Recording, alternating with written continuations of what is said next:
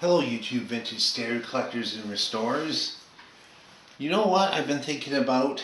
It's a bit of a challenge to some of the other stereo restorers out there. And of course it involves a bit of luck, but um, I challenge you to find a decent listable vintage equipment, like especially like this realistic STA-110 receiver, for under $100. I see challenges out there, there's a good, nice receiver for under 1,000. Well, I'm talking under 100 because a lot of people I'm meeting these days, $100 is a lot of money. It's groceries. But anyway, I got my happy coffee mug. That mug cracks me up. Anyway, this unit, let me tell you about it. I bought this at a garage sale just a week ago.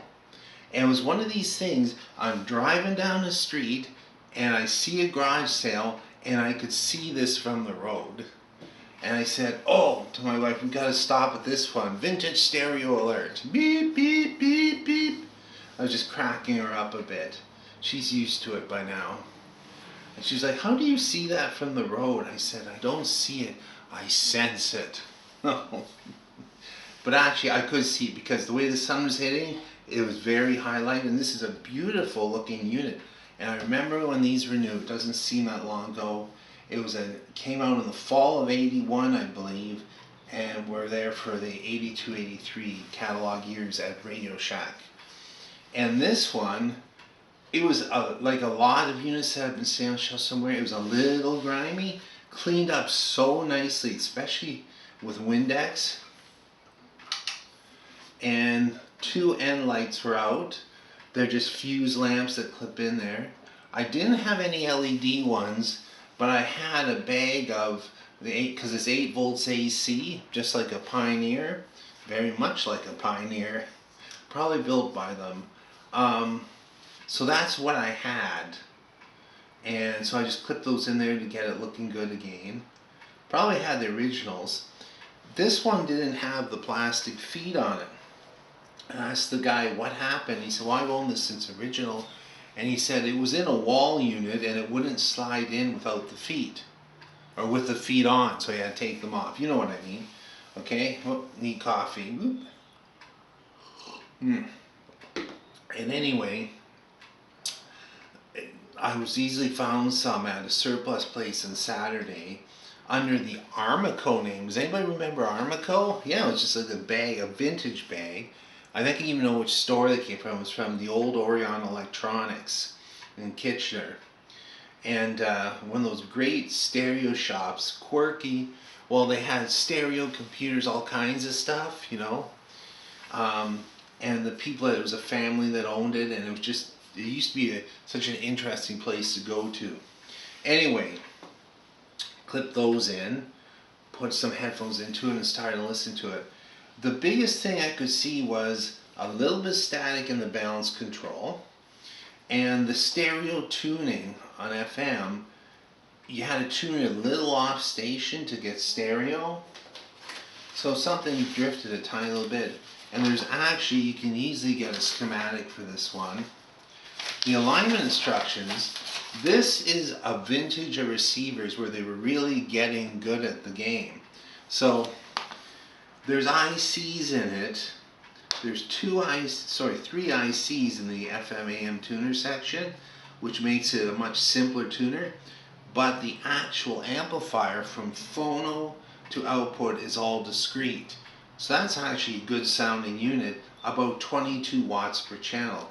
When I look at the way it's built and the size of the transformer, I'd say actually a bit more. These were usually over-engineered. And I put my meter on it. There's a couple things you do, very simple things, like checking for residual voltage at the speaker outputs. They're saying less than 50 millivolts. And I was actually looking at it, they were less than 10, like 6 millivolts on one and 2 on the other, which is great. It means that the transistors are a good match. There's also the bias setting. There's just a bias on each one control. It's 10 millivolts against over one of the emitter resistors across it, and it actually shows you on another one where to clip on. So really, like, this is one you can work on yourself. And then the FM alignment is just so easy. It says use a signal generator, right?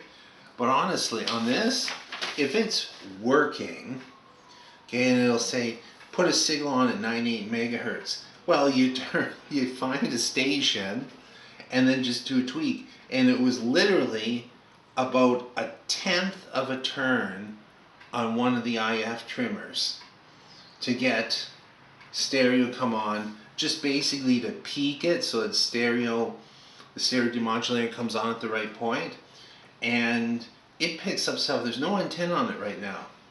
Okay, it's got one of those little clips under that goes around the AC cord. It picks up stuff everywhere. There's Auto Magic, which is basically a type of AFC.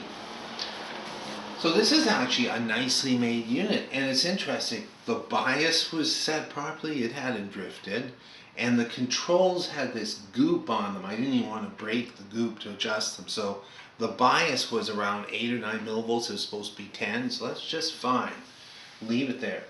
Cleaned up nicely, and it really sounds nice. I don't want to do any copyrighted music, but and I don't understand why on YouTube you can't show a tuner that's picking up free broadcast. Please riddle me this and show it on YouTube, but I have in the past and got a warning. That doesn't make any sense. If I can sit here and tune and listen to music through a tuner and it's picking up on my camera going to YouTube, what does it matter? But I guess I don't understand copyrights. Anyway, I want to show you what a nice looking unit is. It's on the towel so it can slip around easily. So it's got the wood grain sides, they're in nice shape. The back, although it has the particle board here, that's okay. That's actually, when you take the lid off, the top comes off, that stays. So 2 speakers. It's got these, so they're all tight. It's like they're hardly ever touched. Got magnetic phono aux tape, and then a DIN tape, 375 ohm. So it's very standard the way it's set up, an extra outlet. The only bump on it is right about here. Not a big deal. Faceplate is stunning. I would say that faceplate right there is 9.5 out of 10. It's that good. So I paid $40 for this, and what was interesting is, it's one of these weird ones. Sometimes I'm a bit weird. The guy didn't have a price on it. And I said, what are you asking for the realistic? And he said, well, what are you thinking? It has a few issues. And I said, I don't know, $40. And he goes, oh, well, I was asking 30. And he goes, there's a few things. The lights are out. It doesn't have any feed. There's crackle on a couple of the controls, and it needs a good cleaning. He goes, you realize this is 40 years old. It's an older one. And I'm like, you know what? I'm giving you the 40. And he thought that was kind of like, oh, but I was only asking 30. No, I'm giving you 40. This is worth 40.